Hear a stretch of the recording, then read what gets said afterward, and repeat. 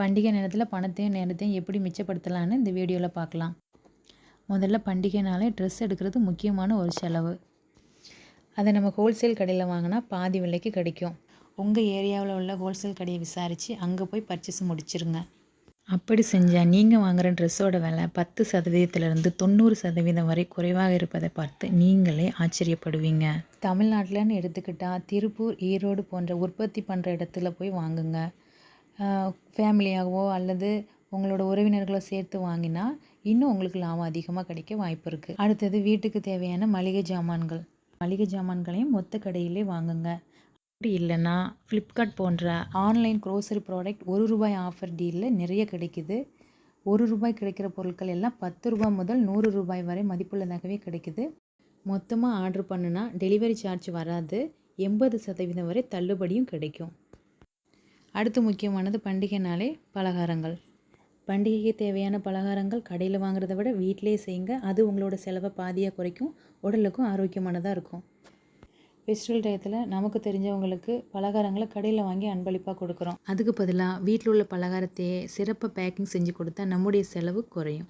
தயாரிக்கிறவங்க, எடுத்து வைக்கிறவங்க, விற்பனை பண்ணுறவங்கன்னு பல பேர் கைப்பட்ட கடை பலகாரங்களை விட வீட்டில் செஞ்சு கொடுக்குற பலகாரங்கள் அக்கறையும் ஆரோக்கியம் நிறைஞ்சதாக இருக்கும்.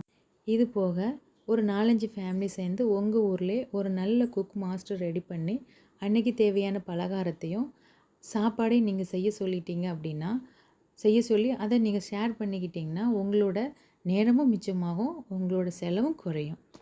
இந்த மாதிரி செய்வதாக இருந்தால் இந்த ஏற்பாடுகள் எல்லாம் நீங்கள் முன்கூட்டியே அரேஞ்ச் பண்ணிக்கணும். அப்புறம் அன்றைக்கி நம்ம வெளியில் போகிறது கூட்ட நெரிசலையும் நேர விரயத்தையும் தரும். அதனால் அதை தவிர்ப்பது நல்லது. அப்படியே நீங்கள் வெளியே கிளம்புனாலும் போகும்போது வீட்டில் தயாரான பண்டங்களை பாக்ஸில் எடுத்துகிட்டு போக மறக்காதீங்க. ஏன்னா ஒரு குடும்பம் வெளியே போகும்போது மினிமம் 500லேருந்து 1000 இதுக்காக தான் செலவு பண்ணுவோம். அப்படி வாங்குறது முற்றிலும் தவிர்த்துருங்க. சிறப்பாக செஞ்சது வீட்டில் இருக்கும்போது பேக்கிங் பொருளை நாம ஏன் வாங்கி சாப்பிட்ணும்? கடைசியாக முக்கியமானது என்னென்னா, பண்டிகை நாளுக்கு முந்தின நாளில் போய் பர்ச்சேஸ் பண்ணாதீங்க. ஏன்னா விலை அதிகமாக இருக்கும், எதிர்பார்த்த டிசைன்ஸ் கிடைக்காது, தரம் இல்லாததை வாங்க வேண்டிய சூழ்நிலையும் வரும். அதுவும் பண்டிகை அன்னைக்கு போய் நீங்கள் பட்டாசு வாங்கினீங்கன்னா அவ்வளோதான், எம்ஆர்பியை விட அதிகமாக கூட கேட்பாங்க. அதையெல்லாம் யோசித்து முன்கூட்டியே ஃபெஸ்டிவலுக்கு தேவையான அத்தனையும் மொத்த விலைக்கு ஆன்லைன்லேயோ அல்லது நேர்லேயோ வாங்கி வச்சுக்கோங்க. இந்த மாதிரி நண்பர்கள், உறவினர்கள், அக்கம் பக்கத்து வீட்டுக்காரங்க எல்லாரும் சேர்ந்து ஒரு நபரை நேரில் அனுப்பிச்சு வாங்கிக்கலாம். இது போக எந்தெந்த பொருட்கள் எங்கெங்கே கிடைக்கும், எப்படி வாங்கலான்றத கூகுள் மட்டும் யூடியூப்பில் தேடலாம். நீங்கள் கமெண்ட்லேயும் கேட்கலாம்.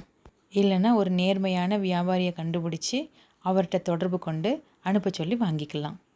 உங்களுடைய சந்தேகம் மற்றும் கருத்துக்களை கமெண்ட் பாக்ஸில் சொல்லுங்கள். லைக் பண்ணுங்கள், ஷேர் பண்ணுங்கள், மறக்காமல் இந்த சேனலை சப்ஸ்கிரைப் பண்ணுங்கள். தேங்க்யூ.